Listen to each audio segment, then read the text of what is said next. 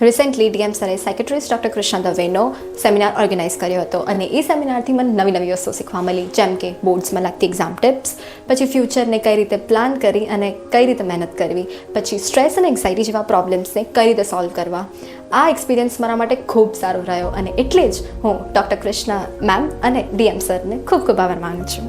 અમારા ડીએમ સરે psychiatrist doctor Krishna દવેનો સેમિનાર ઓર્ગેનાઇઝ કર્યો હતો, જેમાં મને બહુ જ મોટિવેટેડ ફીલ થયું છે અને મને જાણવા મળ્યું છે કે નેગેટિવ થોટ્સને પોઝિટિવ થોટ્સમાં કઈ રીતે કન્વર્ટ કરી શકાય છે.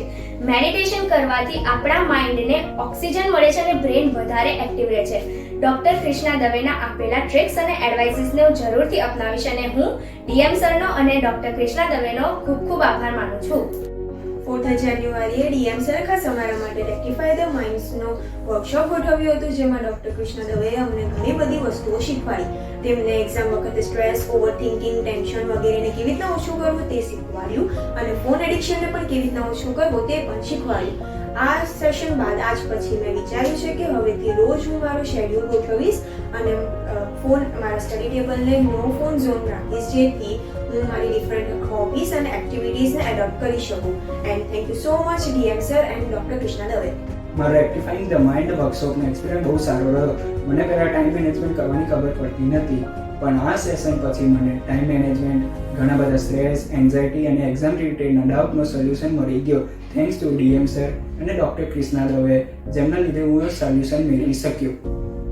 4th જાન્યુઆરીમાં ડીએમ સરે એક સેમિનાર ઓર્ગેનાઇઝ કર્યો હતો, જે મારા માટે આઈ ઓપનિંગ હતો. એ સેમિનારમાંથી મને બહુ બધું અલગ અલગ વસ્તુ શીખવા મળી. ઇન ફ્યુચર કોઈ પણ સિરિયસ સિચ્યુએશન આવે તો એને કેવી રીતના હેન્ડલ કરવું અને એ સિચ્યુએશનને કેવી રીતના ફેસ કરવું, સાથે સાથેમાં કેવી રીતના ટાઈમ મેનેજમેન્ટ કરવું, especially for 10th boards which is very important. એ પણ મને આ સેમિનારમાંથી શીખવા મળ્યું. For that I am very thankful to DM sir and DM સરે આ સેમિનાર અમારા માટે ઓર્ગેનાઇઝ કર્યો હતો. મારા માટે આ સેમિનાર ખૂબ જ મોટિવેટિંગ રહ્યો હતો, કેમ કે મને આ સેમિનારમાં બહુ બધી નવી વાતો શીખવા મળી હતી, જેમ કે ફોકસ કઈ રીતે રહેવું, એક્ઝામ પહેલાંની એન્ઝાઇટી કઈ રીતે દૂર કરવી અને સ્ટ્રેસ ફ્રી કઈ રીતે રહેવું. કૃષ્ણા મેમે ફ્યુચર લેટર લખવાની વાત કરી હતી, જેનાથી આપણે આપણા ફ્યુચર ગોલ અચીવ કરી શકીએ છીએ, જેની શરૂઆત મેં આજથી જ કરી છે. So thank you to DM sir and doctor Krishna ma'am for the guidance.